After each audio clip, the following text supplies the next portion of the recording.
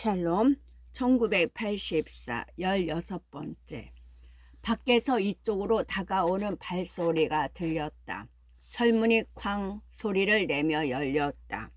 말쑥한 검정 제복 차림의 젊은 장교가 민첩한 동작으로 들어왔다. 그는 이목구비가 반듯했는데 윤이 나는 가죽으로 온몸이 번쩍거렸고 얼굴은 밀랍으로 만든 가면처럼 창백했다. 그가 밖에 있는 간수들에게 죄수를 들여보내라고 명령했다. 시인인 앰프포스가 휘청거리며 감방 안으로 들어왔다. 문이 쾅 하고 닫혔다. 앰플포스는 마치 빠져나갈 문이 있으리라고 생각한 듯 두어 번 주위를 두리번거리더니 감방 안을 왔다 갔다 했다. 그는 아직 위스턴을 보지 못한 채 넋을 잃은 표정으로 위스턴의 머리 위쪽으로 1미터쯤 떨어져 있는 벽을 뚫어지게 쳐다보았다. 그의 발에는 구두도 신겨져 있지 않았다. 양말 구멍으로 때 묻은 커다란 발가락이 삐죽이 나와 있었다. 며칠 동안 면도도 하지 못한 모양인지 수염이 덥수룩했다. 그래서일까? 크기만 할 뿐 약해 보이는 그의 체구와 신경질적인 몸집에 어울리지 않게 흉악범 같은 인상을 풍겼다. 위스턴은 힘이 없는 중에도 약간 정신을 차렸다. 텔레스크린이 있어도 앰플포스에게 말을 걸어야겠다는 생각이 들었다. 앰플포스가 면도날을 가지고 있을지 모른다는 생각이 들기도 했다. 앰플포스, 위스턴이 불렀다. 텔레스크린에서는 아무런 반응이 없었다. 앰플포스는 멈칫하더니 약간 놀란 표정으로 시선을 천천히 위스턴에게 돌렸다. 아, 스미스, 자네도? 그가 말했다. 자네는 어쩌다 들어왔나? 사실을 말하자면 딱 한 가지 죄를 졌네. 왜 그거 있지 않은가? 앰플포스가 위스턴의 맞은편 의자에 거북스럽게 앉으며 말했다. 결국 잘못이 있긴 하군. 물론 있지. 그가 무언가를 기억해 내려는 듯 손을 이마에 대더니 관자 노리를 눌렀다. 그러고는 불분명한 말투로 말했다. 이런 일이라네. 한 가지 일이 생각나는데 아마 그 일 때문일 거야. 물론 내가 경솔했지. 우리는 키플링의 시를 결정판으로 내고 있었네.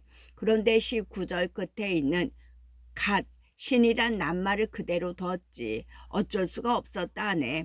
그는 위스턴을 올려다보며 덧붙였다. 그 행을 고치기란 불가능했어.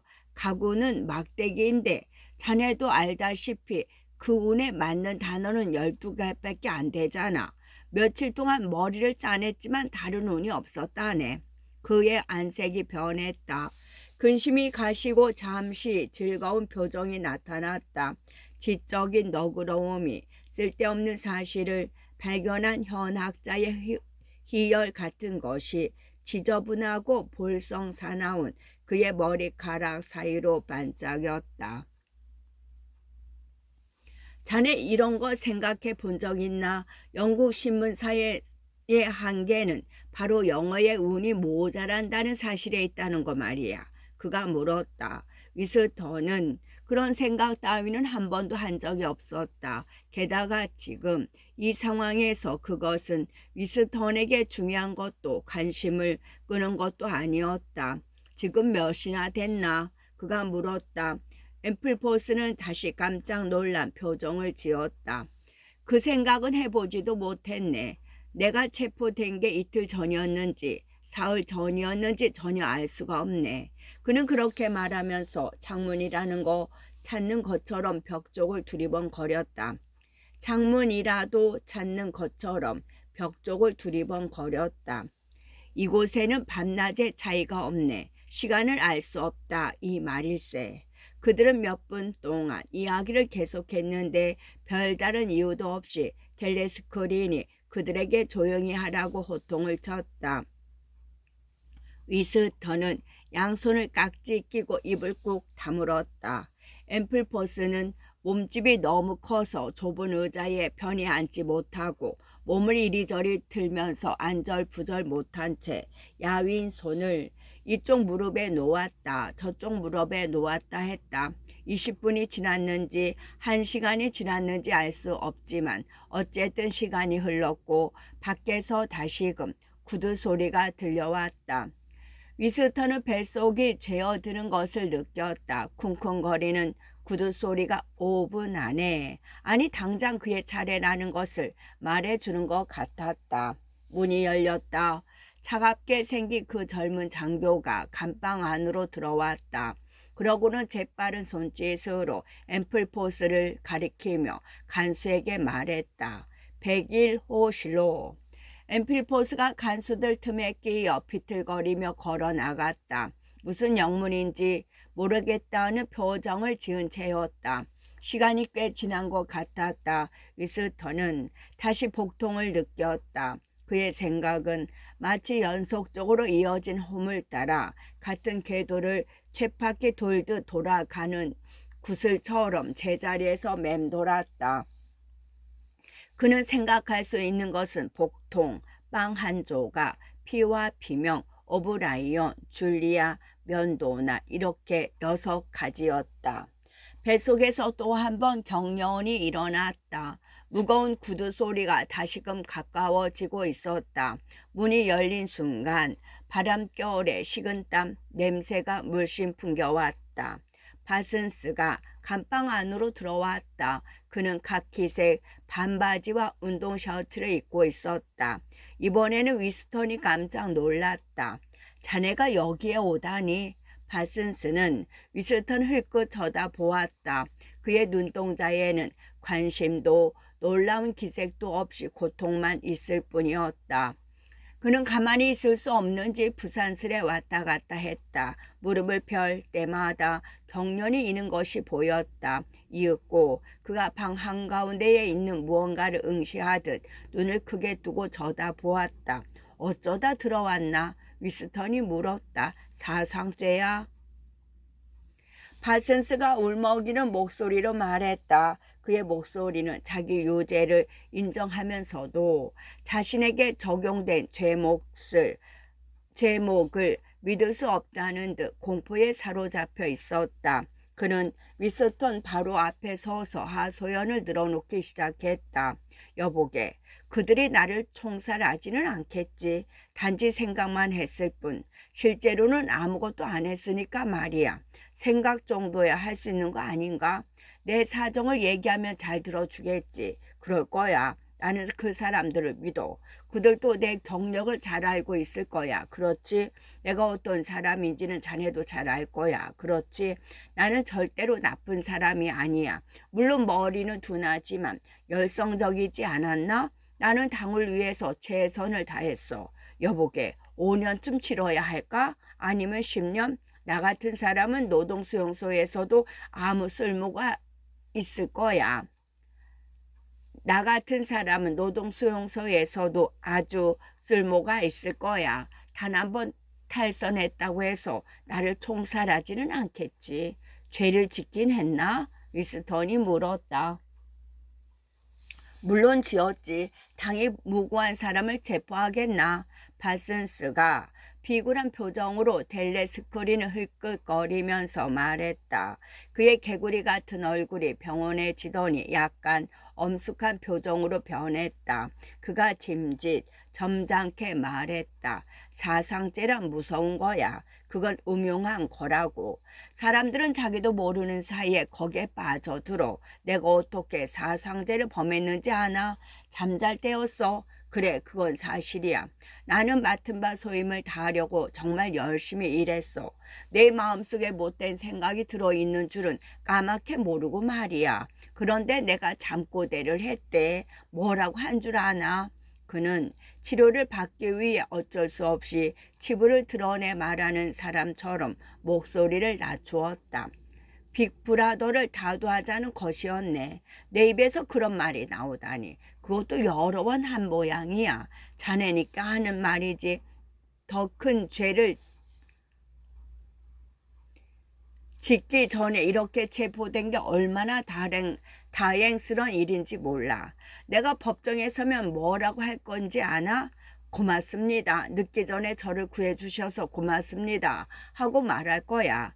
누가 자네를 고발했나? 위스턴이 물었다. 어린 내 딸년이야. 그 아이가 열쇠 구멍으로 엿들었어. 그러고는 이튿날 내 얘기를 경찰한테 신고했지. 7살짜리 치고는 꽤 똑똑하잖나? 신고했다고 해서 딸에게 불만 같은 건 없어. 사실 그 애가 대견스러워.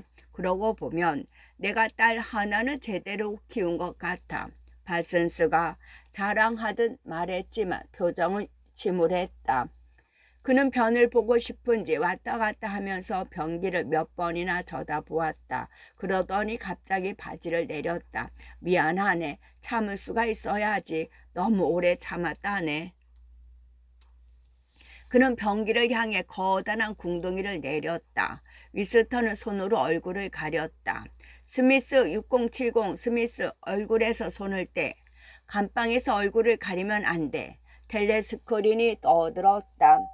위스턴은 얼굴에서 손을 뗐다. 판슨스는 요원하란 소리를 내더니 대변을 한 무더기나 싸놓았다. 그는 변을 보고 나서야 세척기가 고장 난 것을 알았다. 몇 시간 동안이나 지독한 악취가 감방을 점령했다. 판슨스는 다른 감방으로 옮겨졌다. 꽤 많은 죄수들이 더 들어왔다가 나갔다. 한 여자 죄수는 101호실로 이감되었는데 101호실이란 말을 듣자마자 몸을 떨면서 얼굴빛을 하얗게 바꾸었다. 그가 감방에 들어온 때가 아침이었다면 지금은 오후일 테고 오후였다면 한밤중일 것이다. 감방 안에는 남녀 합쳐서 6명의 죄수가 있었다. 모두 조용히 앉아 있을 뿐이었다. 위스턴 맞은편에는 한 사내가 앉아 있었는데 턱이 없고 앞니가 드러나 보이는 것이 마치 도끼 같은 얼굴이었다. 그의 살찌고 얼룩진 볼이 주머니처럼 축 늘어져 있어서 입안 가득 음식을 넣고 있는 듯이 보였다.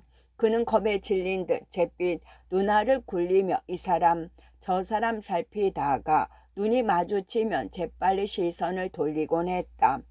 문이 열리더니 또 한 명의 죄수가 들어왔다. 그의 모습을 본 순간 위스턴은 오싹 소름이 돋았다. 그 죄수는 평범하게 보이는 기술자 타입의 남자였다. 그러나 얼굴이 놀랄 만큼 수척했다. 영락 없는 해골이었다. 너무 여인 탓에 입과 눈만 보기 흉하게 커 보였다.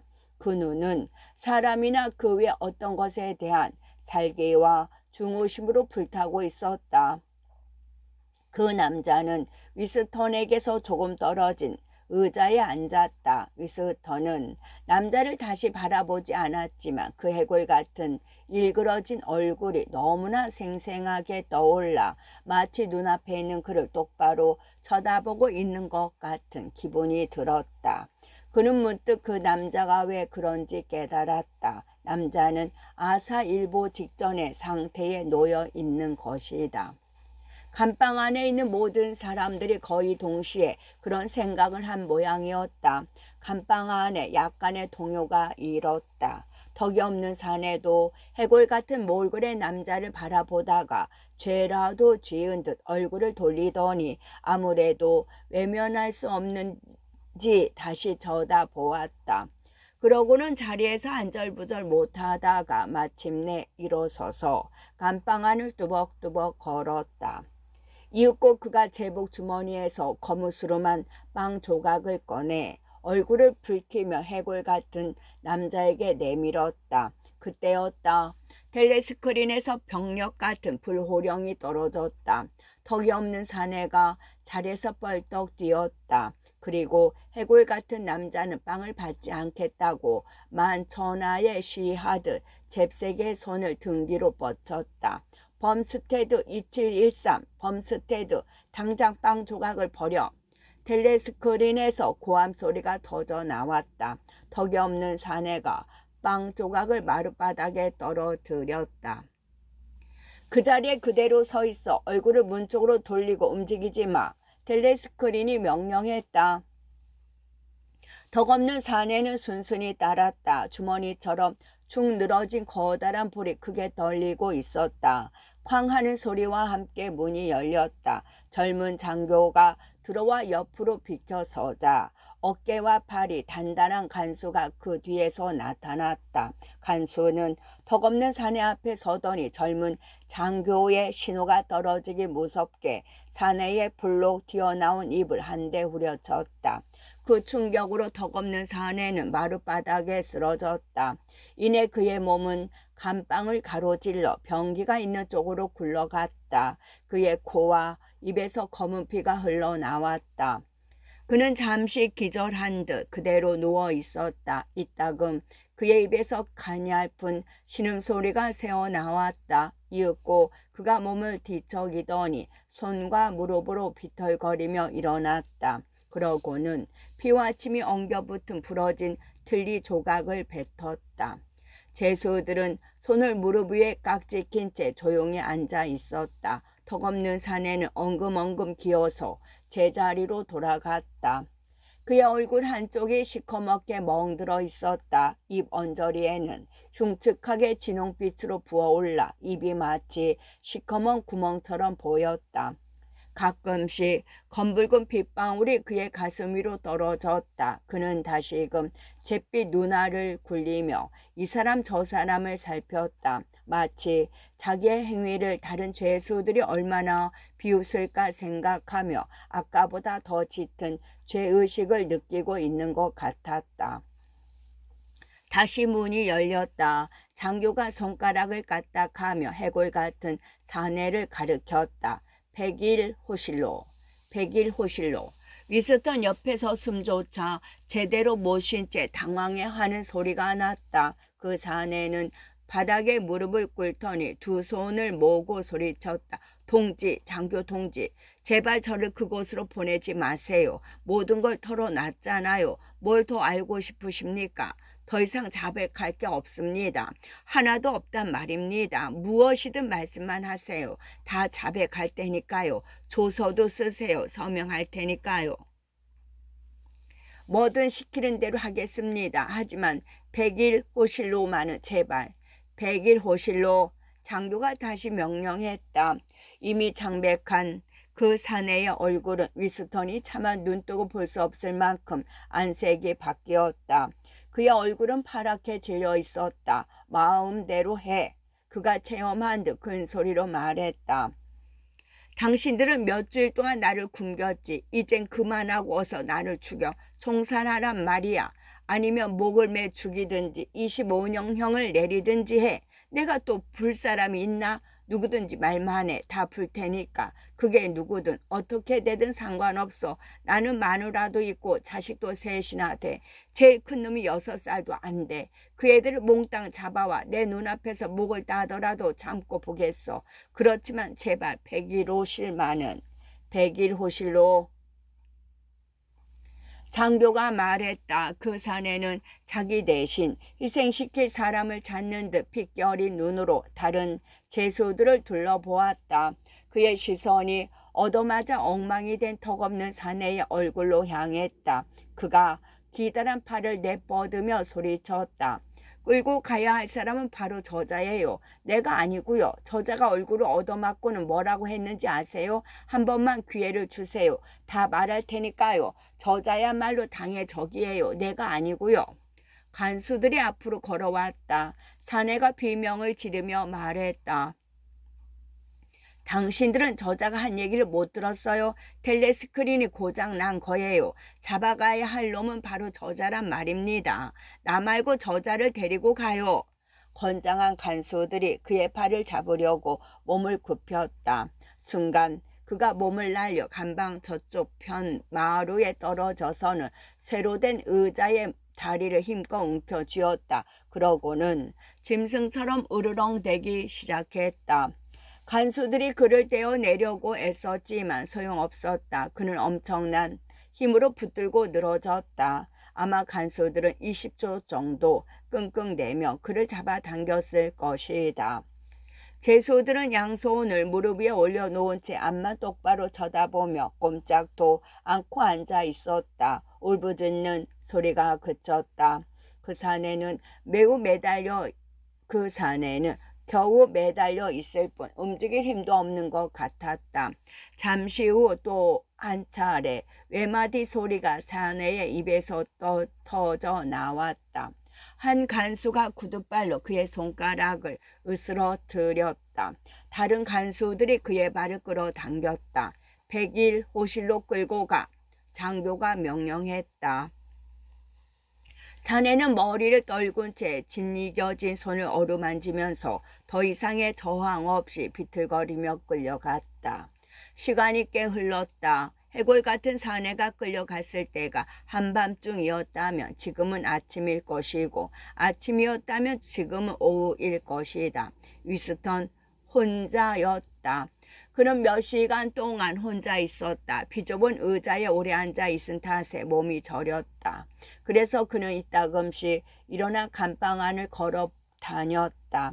그런데도 텔레스크린은 뭐라고 하지 않았다. 턱없는 사내가 떨어뜨린 빵 조각이 그대로 남아 있었다. 그는 처음에는 그것을 외면하려고 애를 썼는데 지금은 배가 고프기보다 목이 더 말랐다. 입안이 쓰고 텁텁했다. 계속해서 들리는 웅웅거리는 소리와 변함없이 하얗게 빛나는 전등이 머릿속을 텅 비게 하는 것 같았다. 그는 현기증을 느꼈다. 뼛속을 후비는 통증 때문에 고통스러웠다. 그는 더 이상 참을 수 없어서 일어섰지만 눈앞이 어지러워 서 있을 수가 없었다. 그래서 몇 번이나 다시 주저앉곤 했다. 몸을 좀 가눈다 싶으면 공포가 다시 살아났다. 그는 꺼질 듯 가물거리는 희망 속에서 오브라이언과 면도날을 떠올렸다. 음식이 들어온다면 그 속에 면도날이 숨겨져 있을 것이라는 생각이 들었다. 아주 희미하게 줄리아 생각도 났다. 그는 속으로 중얼거렸다. 어딘가에서 그녀는 나보다 더 심한 고통을 당하고 있을 거야. 이 순간 고통을 못 이겨 비명을 지르고 있을지도 몰라. 내가 2배의 고통을 받음으로써 줄리아를 구할 수 있다면 나는 과연 어떻게 해야 할까? 당연히 그렇게 해야겠지. 그래야지. 그러나 그것은 그렇게 해야 한다는 것을 알고 있기 때문에 내릴 수 있는 마음만의 결정에 불과했다. 실제로도 그럴 수 있을지 자신이 서지 않았다. 오히려 고통과 고통이 있으리란 예감만 들 뿐이었다. 현재 고통을 당하고 있는 마당에 무슨 수로 그녀의 고통까지 짊어질 수 있겠는가? 그런 문제에 대한 대답은 아직 할 수 없었다. 구두 소리가 다시 가까워졌다. 문이 열렸다. 오브라이언이 들어왔다. 윈스턴은 벌떡 일어섰다. 오브라이언을 본 충격으로 인해 조심해야 한다는 것을 잊어버렸다. 몇 년 만에 처음으로 그는 텔레스크린의 존재를 잊어버린 것이었다. 당신도 체포됐군요. 위스턴이 소리쳤다. 나는 오래전에 체포되었네. 오브라이언이 친근하지만 냉소가 담긴 어조로 말했다. 그가 옆으로 비켜서자 그의 등 뒤로 기다란 곤봉을 든 어깨가 딱 벌어진 간수가 나타났다. 위스턴, 자네는 이런 일이 있을 줄 알았을 걸세. 속이려 들지 말게. 자네는 이미 이런 일이 벌어질 줄 알고 있었어. 오브라이언이 말했다. 그렇다. 위스턴은 이런 일이 벌어질 줄 알고 있었다. 하지만 그것에 대해 생각할 여유가 없었다. 그의 눈으로 들어오는 것은 오직 간수의 손에 들린 곤봉뿐이었다. 어디든 내려치겠지. 머리든 귓바퀴든 발이든 발꿈치였다. 위스턴은 얻어맞은 발꿈치를 다른 손으로 감싼 채 무릎을 꿇고 덜썩 주저앉았다. 노란빛이 눈앞에서 반짝거렸다. 한 대 맞았다고 이렇게까지 아프다니. 그는 눈을 감았다가 떴다. 눈앞이 밝아지면서 그를 내려다보는 2 사람이 보였다. 그가 몸을 비꾸는 것을 바라보며 간수가 비웃었다. 어쨌든 한 가지 의문은 풀린 셈이었다. 무슨 수를 쓰든 고통을 더 늘릴 수는 없다. 그리고 어떤 이유로든 심한 고통을 받기 바라는 사람은 없다. 바라는 게 있다면 딱 한 가지, 빨리 고통을 멈춰 주었으면 하는 것뿐이다. 세상에서 육체적인 고통보다 더 고통스러운 것은 없다. 고통 앞에서는 영웅도 없다. 제대로 없다. 위스턴이 쓸 수 없게 된 왼팔을 부둥켜 잡은 채 마룻바닥에서 몸을 비틀며 몇 번이고 그 생각만 되풀이했다. 그는 보통 것보다 약간 높은 간이 침대 같은 곳에 누워 있었다. 그런데 무엇에 묶여 놓았는지 몸이 움직여지지 않았다. 평소의 것보다 훨씬 더 강한 불빛이 그의 얼굴을 비췄다. 오브라이언이 옆에 서서 그를 유심히 내려다보고 있었고 그의 맞은편에는 흰 가운을 입은 남자가 주사기를 들고 서 있었다.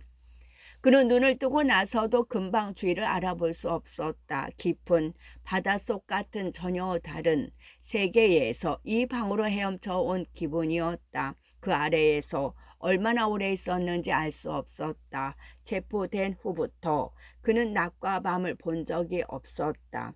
게다가 기억도 연결되지 않았다. 잠잘 때 생기는 의식마저 완전히 끊겼다가 몽롱한 상태를 거친 다음에야 다시 제 정신으로 돌아온 적도 몇 번인가 있었다. 그러나 그런 상태가 며칠, 몇 주, 몇 초 동안 계속되었는지 알 길이 없었다. 악몽은 맨 처음 팔꿈치를 얻어 맞은 때부터 시작되었다. 나중에 알게 된 사실이었지만 당시 일어났던 일들은 거의 모든 죄수들이 겪어야 하는 관례적인 예비 신문일 뿐이었다. 모든 죄수들이 마땅히 자백해야만 하는 제목에는 간첩행위, 파업 등 여러 가지가 있었다. 자백은 일종의 형식에 불과한 것이었고 고문이 진짜였다. 얼마나 많은 매를 얼마나 오랫동안 맞았는지 기억할 수가 없었다. 그의 옆에는 언제나 검은 제복을 입은 대여섯 명의 남자들이 있었다. 때로는 주먹과 곤봉이 날아오고 어떤 때는 쇠 몽둥이로 때리거나 구두 발질을 하기도 했다. 그는 창피한 줄도 모르고 짐승처럼 몸을 비틀며 마룻바닥을 이리저리 뒹굴었지만 그럴수록 오히려 갈비뼈, 복부, 발꿈치, 정강이, 척추 끝 더 심한 매질만 당한 뿐이었다.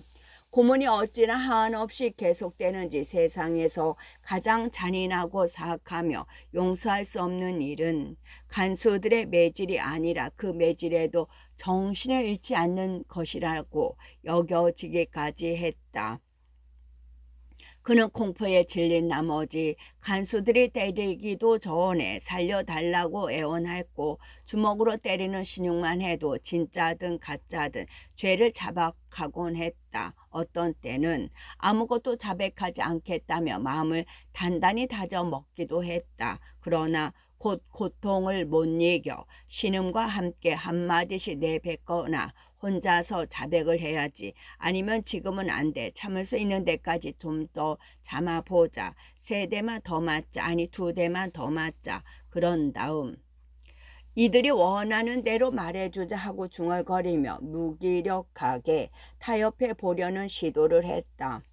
가끔씩 그는 거의 설 수도 없을 정도로 얻어맞은 끝에 간방이 돌바닥에 감자 자루처럼 내팽겨져져 몇 시간 동안 정신을 잃고 있다가 의식을 회복하고는 다시 끌려 나가서 얻어맞기도 했다. 회복되는 시간이 갈수록 오래 걸렸다. 간혹 수면이나 혼수 상태 속에서 희미하게 기억되는 것들도 있었다. 그는 벽에 붙은 선반처럼 생긴 감방의 널판지 침대와 양철 세수대야 뜨거운 수프와 빵, 커피가 곁들여진 식사를 떠올렸다. 또 험상궂은 이발사가 턱수염을 밀고 머리를 깎아주던 이를 비롯하여 흰 가운을 입은 비정하게 생긴 남자가 사무적으로 맥박을 재고 정진기를 댄 채 두드려 보며 눈꺼풀을 까 뒤집고 부러진 뼈를 찾아내듯 손가락으로 거칠게 온몸을 만지던 일, 발에 수면제를 주사하던 일 등을 생각했다. 매질이 조금씩 줄어들었다. 그러나 그들은 대답이 시원찮으면 언제든 다시 매질을 시작하겠다고 협박했다. 신문하는 사람은 이제 검은 제복의 악당이 아니었다. 동작이 날렵하고 번쩍이는 안경을 쓴 당의 딸막한 지식층이었다. 그들은 교대로 12시간 동안 계속해서 신문을 했다. 이들 중 몇몇은 참을 수 없을 정도는 아니지만 계속적으로 비교적 가벼운 고통을 주었다. 그들은 뺨을 때리거나 귀를 비틀거나 머리카락을 잡아당기거나 한 발로 서 있게 하거나 오줌을 못 누게 하거나 얼굴에 강렬한 빛을 비춰서 눈물을 흘리게 했다. 그렇게 그들에게 하는 이유는 그에게 모욕감을 줌으로써 자기의 의견을 내세우는 힘과 분별력을 잃게 하기 위해서였다. 아주 지독한 신문은 몇 시간이고 끊임없이 무자비한 질문을 퍼부으면서 말끝마다 함정을 파놓고 꼬투리를 잡아 따지거나 그가 하는 말은 모두 거짓말이며 모순이라고 비꼬고 욱박지르는 것이었는데 그렇게 하면 그는 끝내 분노와 신경의 피로로 울음을 터뜨리곤 했다. 어떤 때는 한 번 신문하는 동안에 6차례나 울기도 했다. 그들은 신문 시간 내내 그에게 욕설을 퍼부었고 대답을 어물거릴 때마다 다시 간수들에게 넘기겠다고 위협했다. 그러다가 갑자기 말투를 바꾸어 그를 동지라고 불렀고 영사와 빅브라더의 이름으로 호소하면서 안타깝다는 듯 그가 지은 죄를 씻기 위해 이제라도 당에 충성하지 않겠냐며 묻기도 했다. 몇 시간 동안의 신문으로 신경이 피로해지면 그는 그 정도의 호소에도 눈물을 흘리며 울었다. 결국 넌더리가 나는 그들의 잔소리가 그를 더 녹초로 만들었다. 그의 입과 손은 그들이 요구하는 대로 말하고 서명하는 도구로 전락해 버렸다. 그의 유일한 관심은 그들이 원하는 것이 무엇인지 재빨리 알아내어 다시 못살게 굴기 전에 얼른 털어놓는 것이었다. 그는 고위 당원의 암살, 불온 문서 배포, 공금 횡령, 군사 기밀의 암매, 각종 파업 행위 등에 대해서 자백했고 오래전이 1968년 이스트아시아 정부의 돈을 받고 간첩 활동을 했다고도 털어놓았다. 그리고 자신은 독실한 신자이며 자본주의를 찬양하는 데다 성도 착자라고 거짓 자백을 했다. 그는 또 아내가 아직 살아있으면 자신은 물론 신문자들도 뻔히 알고 있는데도 아내를 죽였다고 고백했다. 지난 몇 년 동안 골드스타인과 개인적인 친분 관계를 맺었고 자기가 아는 사람들이 거의 가담한 지하 조직의 일원으로 활약했다고도 털어놓았다. 있는 거 없는 거 다 자백하고 모든 사람들을 닥치는 대로 끌어들이는 것이 상책이었다. 게다가 어떤 의미에서는 그것이 모두 사실이기도 했다. 그가 당의 적이었던 것은 부인할 수 없는 사실인데다 당의 입장에서 보면 그의 사상과 행동에는 아무런 차이가 없었다. 그는 다른 것들도 기억할 수 있었다. 마치 어둠 속에 흩어져 있는 그림처럼 이런저런 기억들이 그의 뇌리에 두서없이 떠올랐다. 그는 감방에 있었는데 어두운 것 같기도 하고 밝은 것 같기도 했다. 보이는 것이라고는 두 눈뿐이었다. 아주 가까운 곳에서 무슨 기계 같은 것이 규칙적으로 천천히 똑딱거렸다. 그 눈은 점점 커지면서 더 반짝거리며 빛났다. 갑자기 그는 자리에서 붕 떠올랐다가 그 눈 속으로 빨려 들어갔다. 마치 그 눈에 삼켜 버려진 것 같은 느낌이 들었다. 그는 눈부신 불빛 아래 온통 다이얼로 둘러싸인 의자에 묶여 있었다. 흰 가운을 입은 남자가 다이얼을 읽었다. 그때 밖에서 무거운 구두발 소리가 들렸다. 문이 쾅 소리를 내며 열렸다. 밀랍 같은 같은 얼굴의 장교가 2명의 간수를 데리고 들어왔다. 백일호실로 장교가 지시했다. 흰 가운을 입은 남자는 돌아보지도 않았다. 그는 위스턴을 쳐다보지도 않은 채 다이얼만 읽고 있었다. 위스턴은 폭이 1km나 될 것 같은 황금빛으로 가득 찬 복도를 떼굴떼굴 굴러가면서 킬킬거리고 고래고래 소리 지르며 목청껏 자기 죄를 털어놓았다. 그는 모든 것을, 심지어 고문을 받으면서도 말하지 않았던 것까지 낱낱이 자백했다. 이미 알고 있는 사람들에게 자기가 살아온 인생 이야기를 늘어놓았다. 그와 함께 간수들도, 신문자들도, 흰 가운의 사내들도, 오브라이언도, 줄리아도, 체링턴 씨도 복도를 굴러가면서 깔깔거리고 소리를 질렀다. 아무튼 미래 속에 웅크리고 있던 어떤 끔찍한 것이 일어나지 않았다. 모든 것이 잘 되었다. 더 이상의 고통도 없고 그의 인생 이야기도 낱낱이 밝혀져 이해되고 용서되었다. 위스턴은 어렴풋이 오브라이언의 목소리를 들은 것 같아 널판지로 된 침대에서 몸을 일으키려고 했다. 그는 신문을 받는 동안 오브라이언을 한 번도 보지 못했다. 하지만 보이지 않을 뿐 그가 옆에 있다고 확신했다. 모든 것을 지시하는 사람은 바로 오브라이언이다. 위스턴에게 간수를 보내 죽이지 못하도록 하는 사람도 오브라이언이요. 위스턴에게 언제 고통을 주고 언제 휴식을 주며 언제 밥을 먹이고 언제 잠을 재우며 언제 발에 주사를 놓는지 등을 결정하는 사람도 오브라이언이다. 또 질문을 하고 답변을 제시하는 사람도 오브라이언이다. 그는 고문자이자 보호자이며 신문자이자 친구다. 언젠가 한 번은 수면제 때문에 잠든 것인지 정상적으로 잠든 것인지 혹은 깨어있는 순간이었는지는 기억나지 않지만 누군가가 위스턴의 귀에 대고 다음과 같이 속삭였다. 걱정하지 말게 위스턴. 내가 자네를 보호하고 있으니까. 나는 7년 동안 자네를 관찰해 왔네. 이제 때가 온 걸세. 내가 자네를 구하겠네. 자네를 완전한 사람으로 만들어 주겠네. 그것이 오브라이언의 목소리인지 아닌지 알 수 없었지만 7년 전 꿈속에서 우리는 어둠이 없는 곳에서 만날 거요 라고 그에게 말한 목소리와 똑같았다. 신문이 어떻게 끝났는지 기억조차 할 수 없었다. 위스턴은 어둠 속에서 한동안 시간이 흐른 뒤에야 비로소 자기가 와 있는 곳이 방인지 감방인지 서서히 알 수 있었다.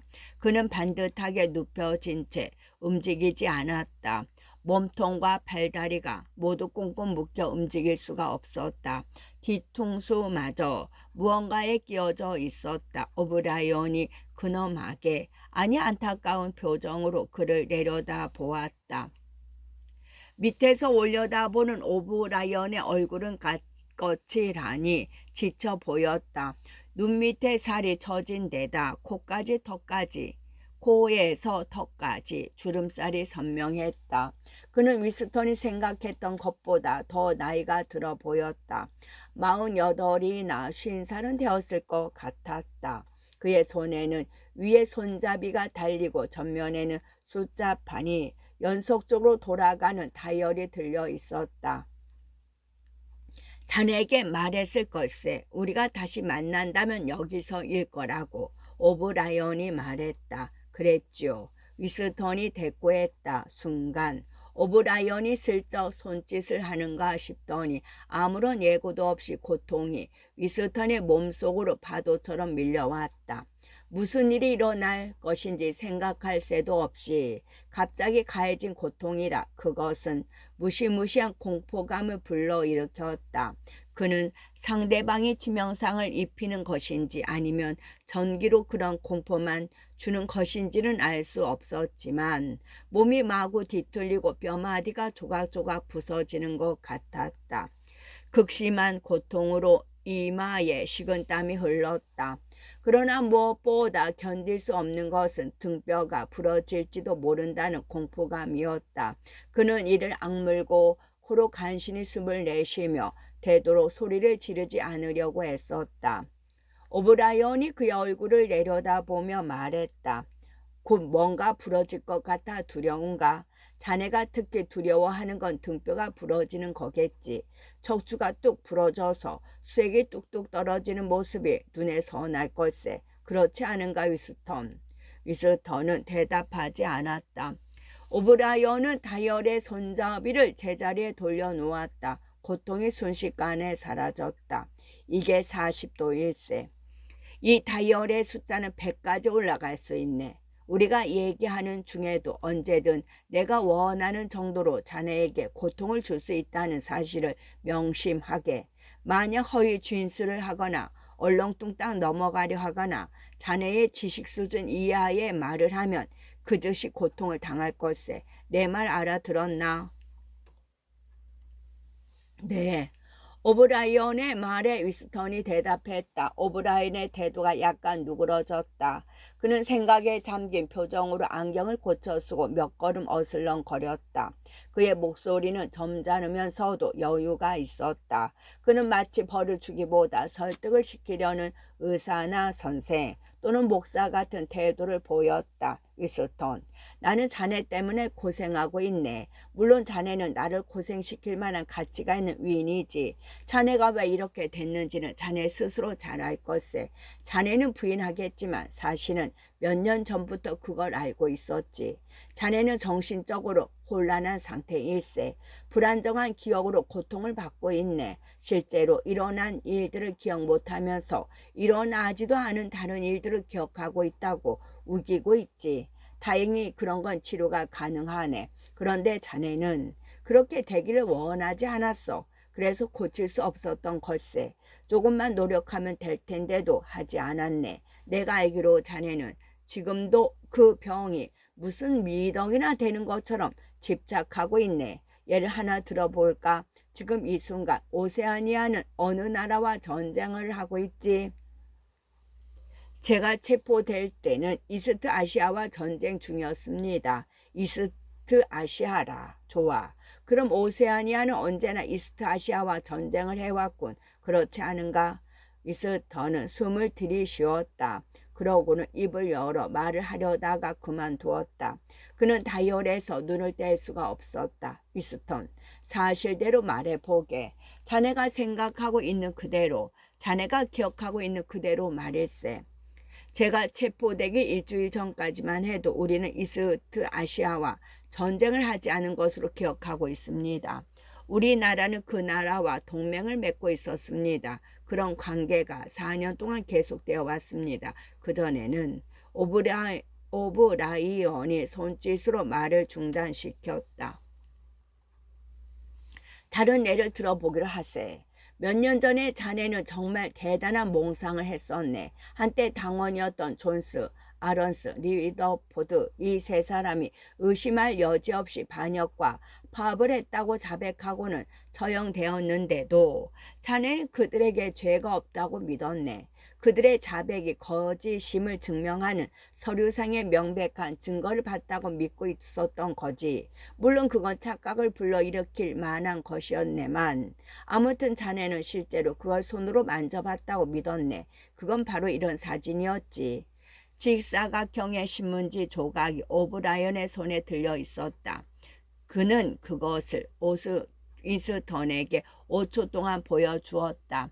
의심할 여지 없는 그때 그 사진이었다. 그러니까 그가 11년 전 우연히 손에 넣었다가 없애버린 것으로 존스, 아런스, 리더포드 세 사람이 뉴욕의 한 행사장에서 찍은 사진의 복사판이었다. 그 사진은 잠시 그의 시야에 들어왔다가 이내 사라졌다. 그러나 그는 보았다. 틀림없이 그것을 보았던 것이다. 그는 상반신을 움직이려고 무진 애를 썼다. 그러나 아무리 애써도 움직일 수 없었다. 그 순간 그는 다이얼마저 잊고 있었다. 그가 바라는 것은 그 사진을 다시 한번 가져보거나 적어도 쳐다보기만이라도 하는 것이었다. 그게 정말 있군요. 그가 소리쳤다. 아닐세. 오브라이언이 단호하게 말했다. 그러고는 방 저편으로 걸음을 옮겼다. 그쪽 벽에 기억통이 있었다. 그는 뚜껑을 열었다. 보이지는 않지만 그 가벼운 종이 쪽지는 뜨거운 기류에 휘말려 화염 속으로 사라질 것이다. 오브라이언이 벽을 등지고 선 채 말했다. 제1세. 알아볼 수도 증명할 수 없는 제 먼지이지. 그런 건 존재하지 않네. 전에도 결코 존재한 적이 없었지. 존재합니다. 존재해요. 기억 속에 존재한단 말입니다. 저는 기억합니다. 당신도 그걸 기억할 겁니다. 나는 그걸 기억하지 못하네. 오브라이언이 말했다. 위스턴이 가슴이 철렁 내려앉았다. 그것이 이중사고라는 것이었다. 그는 완전히 무력감에 빠졌다. 오브라이언이 거짓말을 하고 있다면 문제될 것은 없다. 그러나 오브라이언이 정말로 그 사진에 대해 잊어버렸을 가능성도 충분히 있다. 만약 그렇다면 그는 자신이 기억하는 것을 부인한 사실마저 벌써 잊어버렸을 것이고 또 잊어버린 행위 자체도 잊어버렸을 것이다. 그것이 단순한 계략이라고 어떻게 확신할 수 있겠는가? 어쩌면 마음속에서 환각에 의한 혼란이 일어났을 수도 있다. 위스턴은 이런 생각 때문에 더욱더 맥이 풀렸다. 오브라이언은 생각에 잠기든 단 표정으로 그를 내려다 보았다. 마치 고집은 세지만 장래성이 있어 보이는 아이 때문에 고심하는 선생 같은 표정이었다. 과거를 지배하는 데 대한 당의 슬로건이 있네. 그걸 한번 외워보게. 과거를 지배하는 자는 미래를 지배하고 현재를 지배하는 자는 과거를 지배한다. 위스턴은 순순히 외웠다. 현재를 지배하는 자는 과거를 지배한다. 오브라이언이 동의한다는 듯 천천히 고개를 끄덕이며 중얼거렸다. 이보게 위스턴, 과거가 진실로 존재한다는 것이 자네 의견인가? 위스턴은 다시금 무력감에 휩싸였다. 그의 시선이 다이얼 쪽으로 돌아갔다. 그는 고통을 당하지 않기 위해서 네라고 대답해야 할지 아니오라고 대답해야 할지 알 수 없었으며 둘 중 어떤 대답이 옳은지 스스로 판단할 수조차 없었다. 오브라이언이 희미한 미소를 지으며 말했다. 위스턴, 자네는 형이상학자가 아닐세. 지금 이 순간까지 자네는 존재란 말이 뭘 의미하는지 생각해 본 적이 없네. 좀 더 자세히 얘기해 볼까? 과거는 구체적으로 공간에 존재하는 건가? 과거의 사건이 여전히 존재하고 있는 어떤 확고한 개체의 세계가 이 세상 어딘가에 있나? 없습니다. 그렇다면 과거는 대체 어디에 존재하는 거지? 기록 속에 존재합니다. 과거는 기록되는 겁니다. 기록된다. 어디에? 마음속에요. 인간의 기억 속에 기록됩니다. 기억 속이라. 좋아. 우리가 즉 당이 모든 기록을 지배하고 모든 기억을 지배한다면 그렇다면 우리는 과거를 지배하는 것이 되겠군. 그렇지 않나? 하지만 사람들이 기억하고 있는 걸 어떻게 정지시킬 수 있습니까? 그건 마음대로 할 수 없습니다. 불가항력입니다. 기억을 어떻게 지배하겠습니까? 결국 당신들은 내 기억을 지배하지 못했습니다. 위스턴이 순간적으로 다시 다이얼을 잊고 소리쳤다. 오브라이언의 태도가 다시 굳어졌다. 그가 다이얼에 손을 얹으며 말했다. 끝.